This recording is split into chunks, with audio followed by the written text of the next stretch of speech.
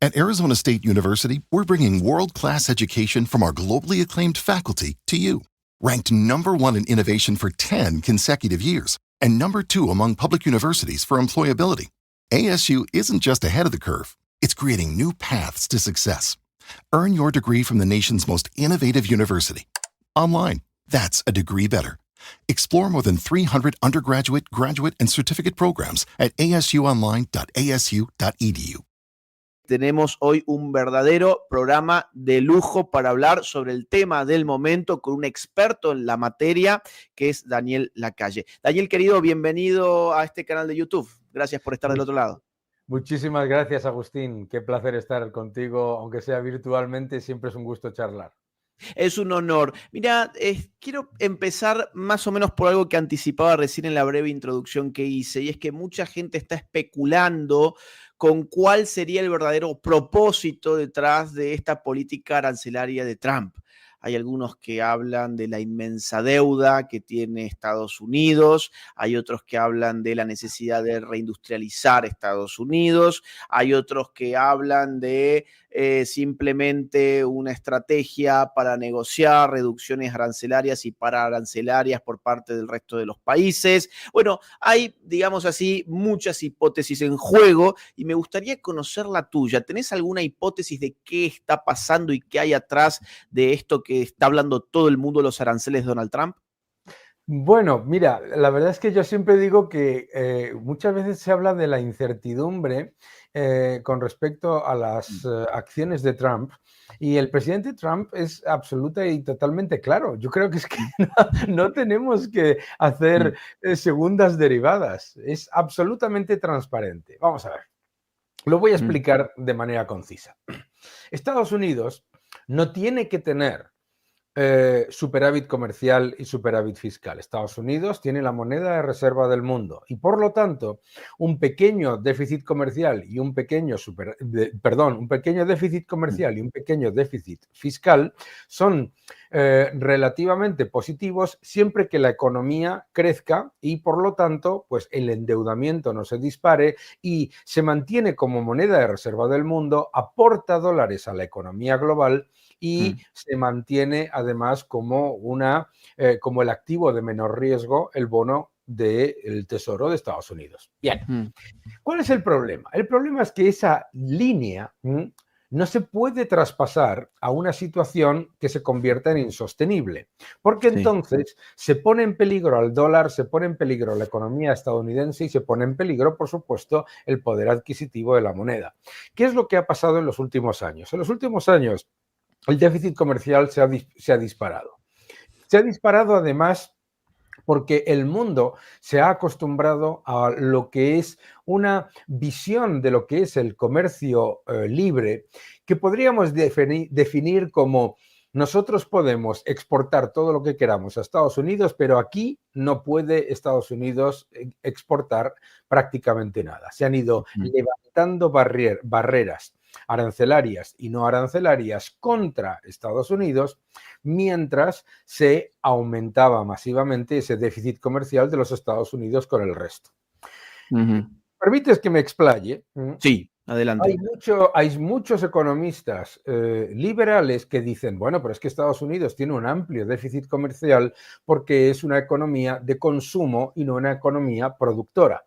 Pero Estados Unidos no es una economía de consumo y no productora por casualidad o porque les dé la gana, sino porque ha habido una política durante décadas de estar constantemente utilizando al sector manufacturero como un cajero automático y además de haber utilizado a la industria como una especie de forma de llegar a acuerdos con el exterior en la que se ponía en peligro la industria de Estados Unidos a cambio de aumentar mercados en China o en otros países, etc. Bien, por lo tanto, el presidente Trump ya desde hace muchísimo tiempo que tienes entrevistas en los años 80, no estamos hablando de hace unos meses, lleva diciendo que el déficit comercial de Estados Unidos no puede ser esta salvajada que se ha ido aumentando durante tanto tiempo. ¿Por qué? Porque tiene un impacto sobre todos esos factores que tú comentabas. La deuda, la sostenibilidad de la deuda, el enorme riesgo que hay para el dólar como moneda de reserva en el mundo, etcétera. ¿Y qué es lo que dice el presidente Trump? Dice, hay que equilibrar la balanza. Muchos economistas y muchos políticos dicen, hombre, pues se podía negociar de manera suave, diplomática, etcétera. ¿Cuál es el problema? Que no ha funcionado. Que sabemos ya por experiencia que el soft approach a las negociaciones no solamente no ha funcionado, sino que ha disparado el déficit comercial de Estados Unidos en la época de Biden y también en la última parte de la primera administración de Trump. Por lo tanto, lo que está haciendo es un proceso de negociación de puño encima de la mesa, en el que ha funcionado como un despertador con un espejo unido, en el que te despierta, ha despertado al mundo. Fíjate, Agustín, que tenemos todos los partidos de izquierda de Europa ahora defendiendo el libre comercio y la apertura de mercado. Sí. Esto es una novedad. Sí. Hoy ha puesto en su cuenta la Embajada de China en Estados Unidos un vídeo de Ronald Reagan. Yo estoy a punto de empezar a aplaudir, ¿no? Entonces, ha funcionado como un despertador que nos ha recordado el enorme proteccionismo que tienen los países de nuestro entorno con respecto a Estados Unidos y con un espejo en el que nos ha demostrado la enorme hipocresía que hay con las barreras arancelarias y no arancelarias. Pero es un proceso de negociación. Eso es muy evidente, ¿no? Ok, ahora lo que se dijo fue que en realidad la fórmula que estaba atrás de los porcentajes que se establecían para cada país no habrían surgido de los aranceles que esos países ponían sobre Estados Unidos, sino que habría sido déficit comercial sobre importaciones, si mal no recuerdo. Entonces, al final, ¿es recíproco? ¿Hay o no hay reciprocidad? Claro que hay reciprocidad, claro que hay reciprocidad. Y cualquier persona lo puede entender con este ejemplo. Para el mismo producto, imagínate, los costes de un productor europeo son entre un 45% y un 200% superiores a los de un productor estadounidense, para el mismo producto. Bien, ¿por qué? Porque tienen unos impuestos mucho más altos al trabajo, tienen unos impuestos mucho más altos a la producción, tienen unos costes energéticos muchísimo más elevados, más del doble, y además tienen un montón de trabas burocráticas y administrativas. Y resulta que para el mismo producto, los europeos, que tienen unos costes muchísimo más altos, exportan masivamente hacia Estados Unidos y, sin embargo, Estados Unidos no exporta hacia Europa prácticamente nada.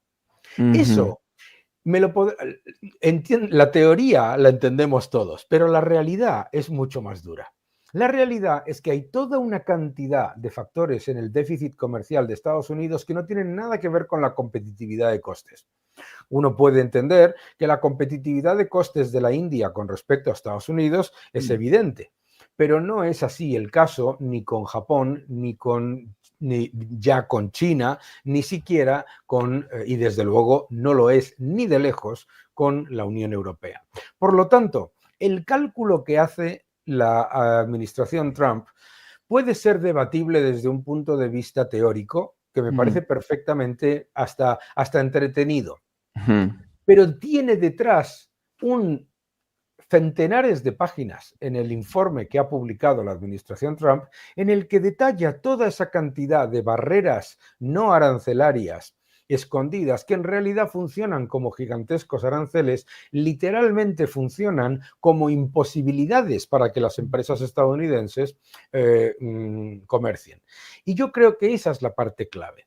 El debate sobre si el dato que ha publicado la administración Trump es exactamente correcto o no, no tiene ningún sentido cuando te das cuenta de dónde empieza el verdadero problema.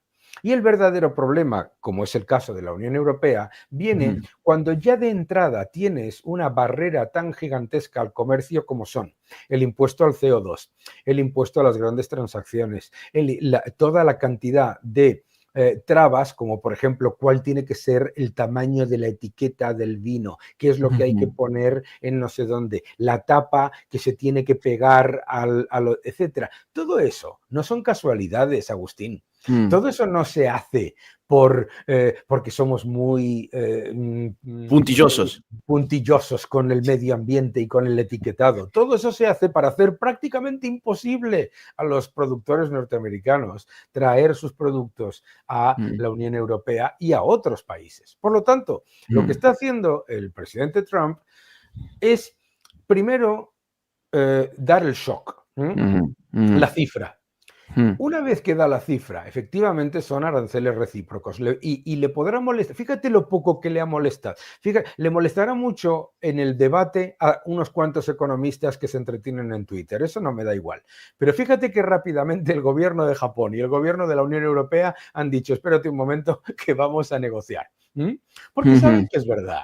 Porque saben que es verdad, porque cualquier persona sabe que los costes de producción de vehículos en Alemania son muchísimo más altos que los costes de producción en Estados Unidos y no hay reciprocidad. Y lo mismo ocurre con Japón y lo mismo ocurre con muchos otros países. Entonces, por lo que entiendo, es posible que estemos viendo una operación de prensa con la deliberada intención de desinformar a la gente, porque al parecer hay una narrativa única. Yo vi una entrevista muy reciente que has dado, donde has dicho que China y Europa subieron los aranceles y nadie dijo nada en su momento. Entonces, ¿vos considerás que efectivamente hay una especie de operación de prensa anti-Trump en este momento, que mira ahora los aranceles de Estados Unidos allí donde nunca miró los de China o nunca miró los de Europa? Fíjate qué cosas hemos visto, Agustín. ¿Has escuchado tú alguna vez en tu vida la economía global va a hundirse por los aranceles de Xi Jinping o por los aranceles de Lula? Jamás. Nunca. Porque acá, nunca. O por los aranceles de la Unión Europea, tampoco. De hecho, la Unión Europea se lanzó a poner aranceles a China y no hubo prácticamente titulares. Hubo titulares, pero nada más. Luego viene otra parte de la narrativa mediática, que es lo que yo llamo decir una cosa y la contraria en el mismo titular.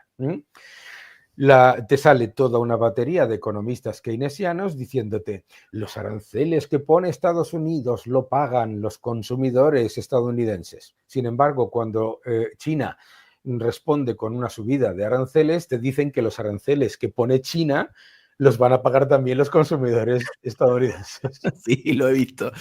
Sí. A mí hay cosas fascinantes. Además, si resulta que los aranceles inmediatamente se trasladan a precios, pues entonces no caerían las bolsas, porque eso debe ser una alegría para todas las empresas del mundo, porque van a subir directamente los precios, los márgenes se van a mantener, bish bosh bang, todo va estupendo. Es una narrativa que es utilizar el mensaje de la libertad de comercio, que estamos todos de acuerdo, los primeros, para escorar la mentalidad de los ciudadanos hacia China es un país que tiene libre comercio, es que me entra la risa solamente de decirlo, la Unión Europea son unos ángeles del libre comercio y los aranceles son una novedad que ha aparecido con el presidente Trump.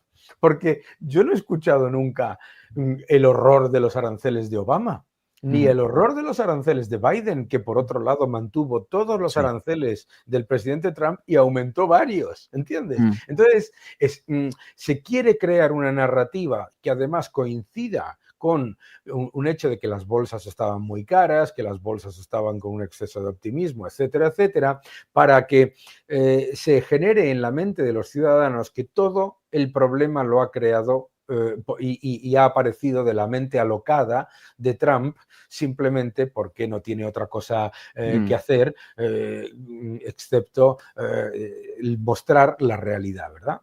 Ahora, el impacto en el mercado financiero, las bolsas cayendo en Europa, en en los Estados Unidos, en Asia, etcétera. ¿Se puede interpretar eso como un efecto simplemente de la propaganda de medios de comunicación y de partidos políticos? ¿O cómo explicamos esa caída frente a esta suba de los aranceles? Bueno, yo creo primero que muchas veces se le echa la culpa de las fuertes correcciones del mercado a Mm, catalizadores que no tienen absolutamente nada que ver con mm, lo que realmente ha movido los mercados, ¿no?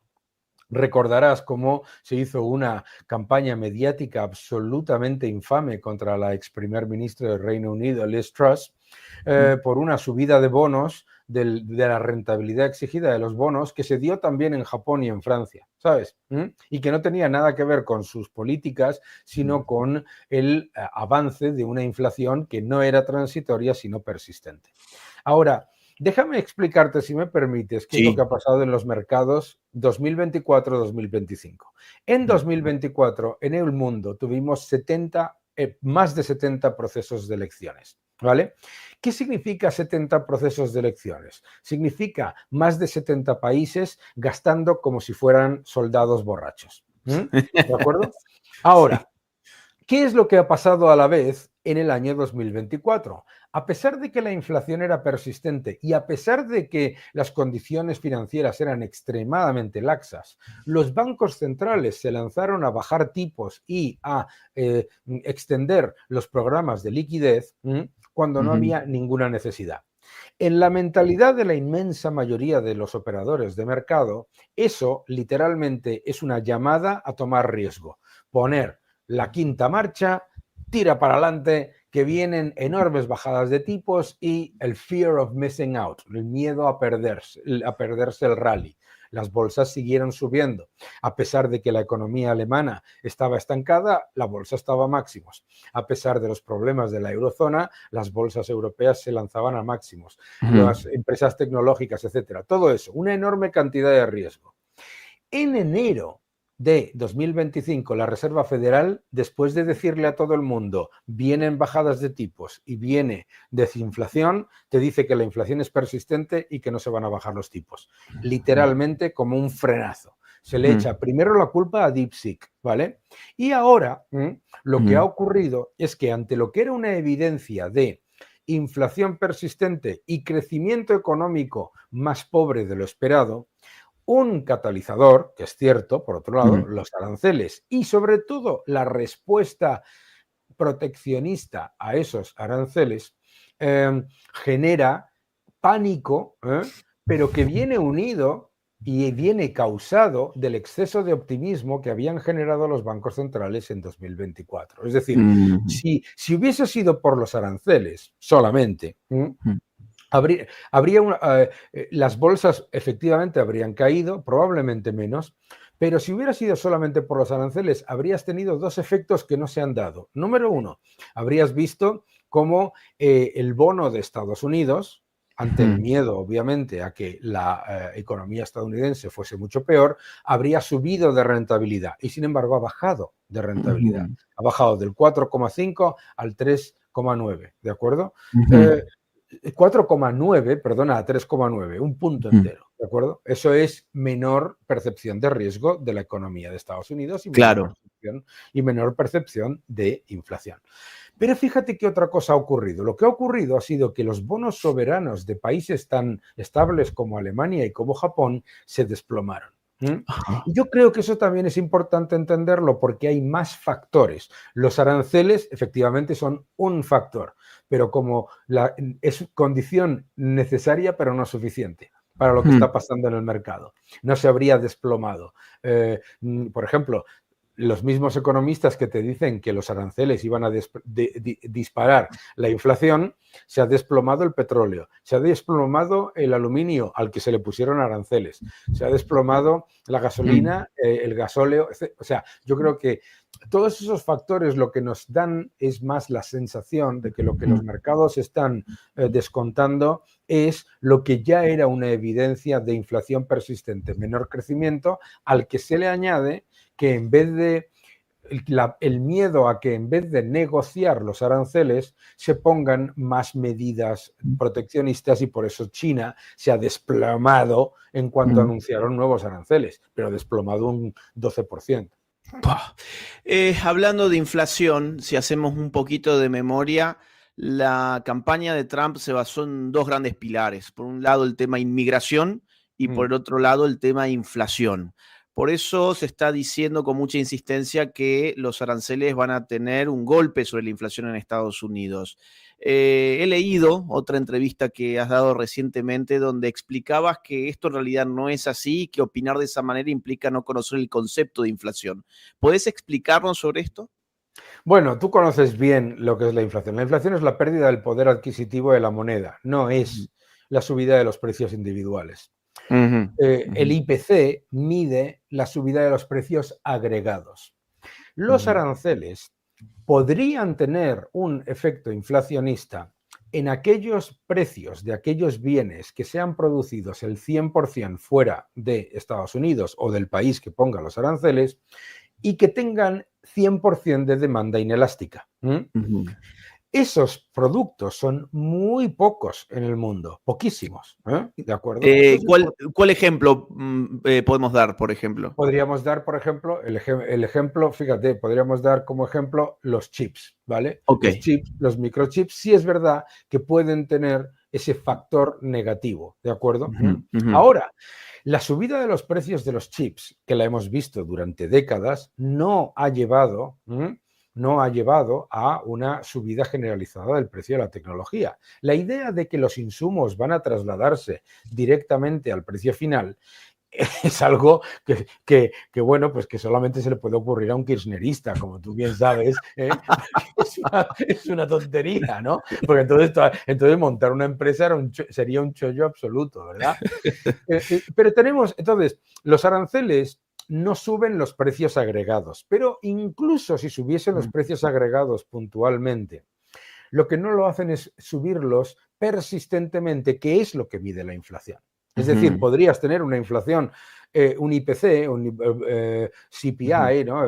Consumer Price Index, que subiese en el mes de, imagínate, mayo, y luego bajase. Pero lo único que hace que suba, se consolide, continúe subiendo, aunque sea a un ritmo menor, etcétera, es más cantidad de dinero yendo a activos relativamente escasos. Y los aranceles no suponen mayor creación de dinero. Lo que ha generado la inflación en Estados Unidos y en todo el mundo ha sido la respuesta absolutamente aberrante que se dio al COVID-19 en medio del encierro global, en el que se aumentó la masa monetaria más que en toda la historia previa de los países desarrollados, y después, cuando la economía ya estaba abierta, los gobiernos siguieron gastando con eso que llaman planes de estímulo y, por lo tanto, han recalentado toda la economía y han subido los precios agregados. Por lo tanto, el riesgo de inflación no vendrá por los aranceles, como mucho vendrá si la Reserva Federal, el Banco Central Europeo, etcétera, etcétera, etcétera, se ponen de nuevo a aumentar la cantidad de dinero sin control, ¿no? Bien. Ante la subida de los aranceles, podemos decir que hay dos grandes grupos de países, algunos que han redoblado la apuesta y han subido a su vez sus aranceles con respecto a los Estados Unidos, por ejemplo China, y otro grupo de países donde han dicho vamos a negociar para reducir nuestros aranceles. ¿Cómo ubicaríamos a estos países? ¿Cuáles están dentro del primer grupo, además de China? ¿Cuáles están dentro del segundo grupo? ¿Y el primer grupo puede generar una escalada de esta guerra comercial o pensás que tarde o temprano van a tener que sentarse a negociar? Bueno, el primer grupo es un grupo muy pequeñito, es China. Y la Unión Europea no tiene algunos dirigentes que han avanzado esa hipótesis. Ha habido algunos dirigentes que lo han Macron. dicho, pero la Unión Europea, como digamos representante Ursula von der Leyen, la Unión Europea ha dicho que propone empezar por reducir los aranceles industriales. Claro, tiene truco.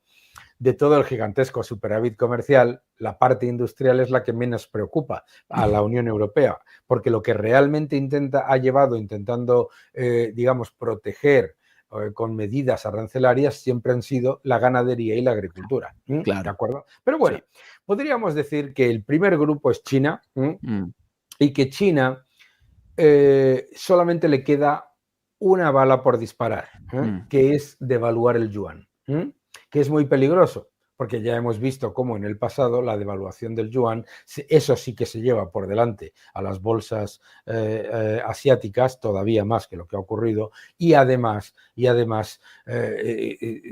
funciona como un efecto negativo contra los propios ciudadanos chinos en cuanto a su inflación y al riesgo de una contracción severa de la economía.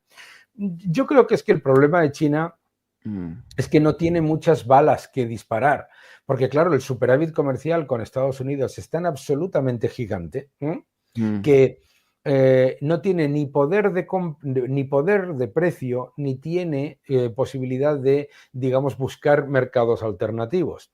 Ya sabemos por las noticias que han salido que Walmart, Costco y todos estos grandes compradores en Estados Unidos, los mayores distribuidores, que son los mayores compradores de productos chinos, ya han avisado que no van a aceptar subidas de precios a los suministradores chinos.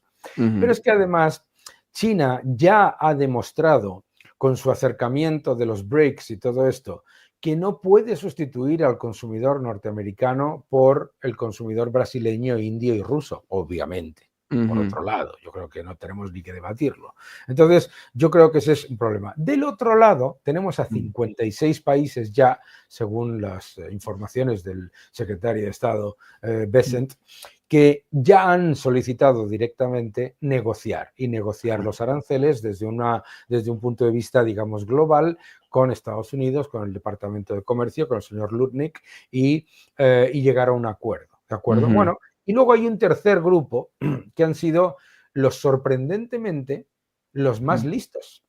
Porque a mí me llegan a decir, cuando empezaron los anuncios de aranceles, que iban a ser la señora Sheinbaum en México y el señor Starmer en Reino Unido, los más listos, los que han entendido perfectamente que esto es una negociación y los que han determinado para que esa negociación empiece por buen pie, la verdad, yo me hubiera sorprendido. Pero increíble. Sin embargo, la señora Sheinbaum ha demostrado ser mucho más lista en cuanto a la negociación que muchos de sus homólogos aparentemente más versados. ¿Canadá no está más cerca del gesto chino? Sí, de que, cierto. Sí. Canadá, es verdad, me había olvidado de Canadá porque últimamente pasa como en los episodios de South Park, que Canadá desaparece, lo siento mucho, me había olvidado, pero es verdad, Canadá, la respuesta de Canadá y de México han sido diametralmente opuestas. La respuesta de Sheinbaum ha sido negociar, poner más soldados en la frontera, poner más esfuerzos en la lucha contra el tráfico de drogas, de personas y de armas, y la de Canadá ha sido utilizar el chivo expiatorio, el enemigo exterior, para introducir más medidas proteccionistas. Es verdad, ahí estaría Canadá junto con China, efectivamente. Te cuento que tenemos más de 3.500 personas. Este video mañana se va a ver muchísimo durante todo el día. No quiero sacarte mucho más tiempo porque en España, que los dos estamos en España, por cierto, son las 12:32 de la noche. Entonces, vamos con dos preguntas más muy, muy simples. Tenemos mucho público de América y ha sorprendido que hay dos países americanos a los cuales les tocó por encima del 10% que le tocó a prácticamente todos. Las excepciones son Nicaragua y Venezuela. ¿A qué se debe según tu interpretación o según la información que vos tengas? Porque evidentemente una de las respuestas más fáciles sería decir a motivos político-ideológicos, pero en ese caso no se entiende por qué Cuba no está dentro de ese grupo, por ejemplo. No, es que no son solamente elementos político-ideológicos, sino la utilización de elementos político-ideológicos, ¿no? Si miramos las exportaciones de Nicaragua y de Venezuela, no solamente están profundamente orientadas desde un punto de vista ideológico, sino que en el caso ponerle aranceles a Cuba no tiene ningún sentido, porque te los van a pagar entre tú y yo, te lo van a pagar en una moneda que no tienen. Y por otro lado... Y ya había bloqueo además, ¿no? Bueno, ya no hay había embargo. bloqueo. No hay eso, hay embargo. No hay bloqueo. Estados Unidos es uno de los mayores socios comerciales de Cuba. Pero claro, si lo piensas, una de las cosas que sostiene al régimen dictatorial cubano es el petróleo gratuito de Venezuela y los productos gratuitos que le llegan de Nicaragua. Entonces, los aranceles no se le ponen a Cuba porque ¿para qué? Pero se le ponen a Venezuela y a Nicaragua, que están llevando a cabo un doble ejercicio de subvención y además utilizar los dólares que reciben por las exportaciones para dinamitar la sociedad estadounidense y al propio gobierno de Estados Unidos desde dentro. Ok, excelente, súper interesante. La última, Daniel, bueno, la penúltima casi, porque tengo una media luego chiquita que ha surgido recién en el chat. Elon Musk ha dicho recientemente que lo mejor que podría pasar en este contexto es que la Unión Europea y Estados Unidos conformaran una zona de libre comercio. Se han especulado muchas cosas en torno a lo que dijo Musk. ¿Vos crees que esto se inscribe en una estrategia del gobierno o que Musk se ha cortado solo y ha dicho simplemente su opinión? ¿Cómo lo interpretarías?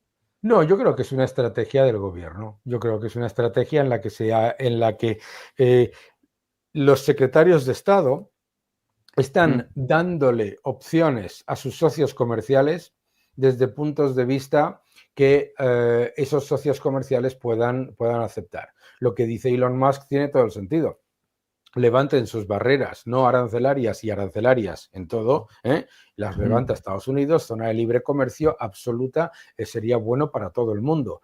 Lo que dice el secretario de Estado Bessent es que, bueno, vamos a negociar porque me parece que la Unión Europea no tiene mucho interés en levantar sus barreras comerciales del todo, pero vamos a ir por el otro lado. Y Lutnick y Navarro, por donde van es por el lado de vamos a seguir siendo duros, porque si no somos duros, la Unión Europea va a hacer como en 2016-2021 y va a hacer como que no pasa nada y hacerse, como decimos en España, hacerse el loco, ¿no?